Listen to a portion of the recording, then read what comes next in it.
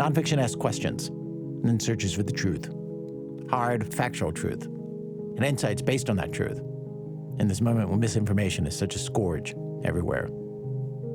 The finalists for the 2025 National Book Award for Nonfiction indict the Western world in the ongoing destruction of Gaza, re-examine the history of modern Russia through a feminist lens, and shed light on the experience of life-altering loss. These works call for urgent reform of the foster care system and bring readers to the front lines of the climate crisis. The panel chair for this year's National Book Award for Nonfiction is Taya Miles, the author of 8 books, including the 2021 National Book Award winner for nonfiction, All That She Carried. Presenting on behalf of the nonfiction panel is Raj Patel, award-winning author, filmmaker, and academic.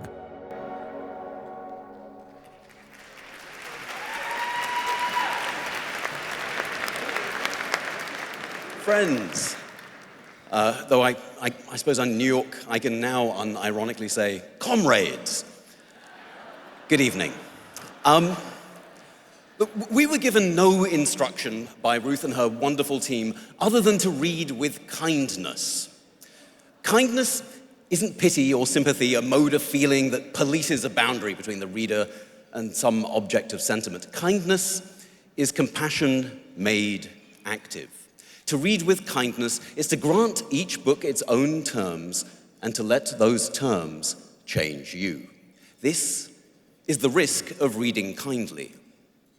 Kindness is never safe, never comfortable, because it demands that we give up the right to remain who we were when we began on page 1. Reading these hundreds of books, I kept asking, well, what do these truths lead me to see? And in the light of these truths, with the world newly illuminated, how should I move through it now that I can see better? Because that's what nonfiction does. It makes it impossible not to notice. Not because we learn facts, though we do, but because we are confronted with a world seen with a writer's light. Their analysis and history and recollection and interrogations are done all so that we as readers can see the world less dimly. That's why year after year, judges in our non-fiction category say that despite the duty of carefully reading hundreds and hundreds of books, despite the family neglect, despite the time outdoors foregone and the sad dogs underwalked, it's the highlight of the year, because sitting indoors in the light of so many beautiful minds, it's possible to see through the gloom with a clarity and resolve we rarely get to enjoy. And my incredible fellow judges, Heather Kathleen Moody Hall, Taya Miles, Cristina Rivera Garza, and Eli Saslow, they all taught me to read with kindness. Now, we didn't always agree, because kin often don't. But I'm so grateful for the National Book Awards curating us and pressing us into each other's lives, because over Zoom and every time zone, we learned to read together and to make space for what each of us had seen that the other had not yet. And in that space, the books grew brighter than any one reader's experience of them. And Lord knows we needed that light this year. The world is on fire. The wars are not metaphors. The cruelty is not abstract, and the misogyny is law. The children are really dying, the hatred is really policy, and grief is everywhere. And every book on this short list unlocks new language, new terms for truth, new ways of seeing the stranger as kin, and seeing a world beyond this one that is kinder. The agony of reaching a long list and a finalist and then finally a winner is a reminder that this nation's literature is vibrant, courageous, and more necessary than ever. And they offer not escape, but engagement, and not comfort, but the possibility of translation, of transformation, and solidarity, comrades. So we can't honor all these books, but we honor what they've done. They've given us the clarity we need for the world that comes next. So the finalists for the National Book Award for Nonfiction are Omar El Akkad, One Day Everyone Will Always Have Been Against This. Knopf, Penguin Random House. Julia Yoffe, Motherland, A Feminist History of Modern Russia, From Revolution to Autocracy, Echo, HarperCollins Publishers. Iyun Lee, Things in Nature, Merely Grow, Farah, Straus and Giroux, Macmillan Publishers.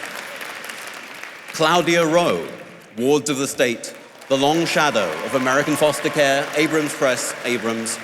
and Jordan Thomas, When It All Burns, Fighting Fire in a Transformed World, Riverhead Books, Penguin Random House.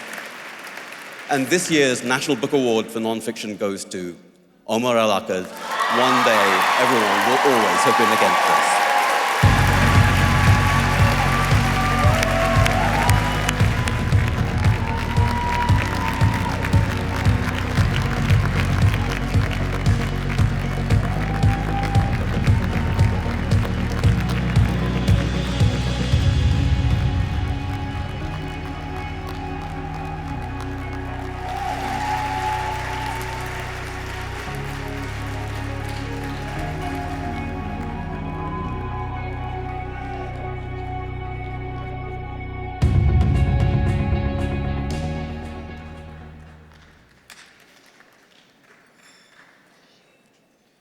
I apologize. I only own one of these suits, and every time I put it on, it finds a new and truly fascinating way of not fitting. I'm so grateful for the opportunity to be mentioned alongside these incredible writers, all of whom are far more deserving of this award than I am. I'm grateful to my mother, who at one point saw me lose so many of these that she thought she was jinxing it and refused to come to more. I'm grateful to my wife and our 2 children,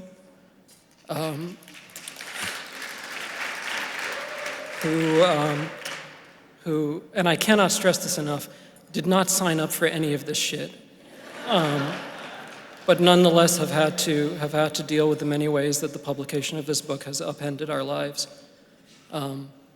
And I'm grateful to John and Nicole, who are quite simply the reason this book exists. It's very difficult to think in celebratory terms about a book that was written in response to a genocide. It's difficult to think in celebratory terms when I have spent 2 years seeing what shrapnel does to a child's body. It is difficult to think in celebratory terms when I know that my tax money is doing this and that many of my elected representatives happily support it. And it is difficult to think in celebratory terms when I have been watching people snatched off the streets by masked agents of the state for daring to suggest that Palestinians might be human beings.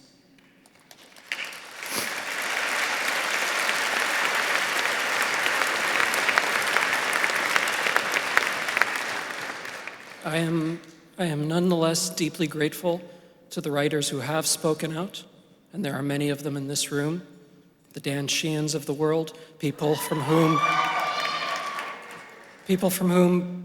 even someone as otherwise spineless as myself has been able to draw so much courage, and people who remind me daily that if we are to do this work of language, we have an obligation to stand in opposition to any force, including those enacted by our own governments, that, if left unchecked, would happily decimate every principle of free expression and connection that we come here to celebrate. This is a tremendous honor for which I'm deeply grateful. Thank you so much.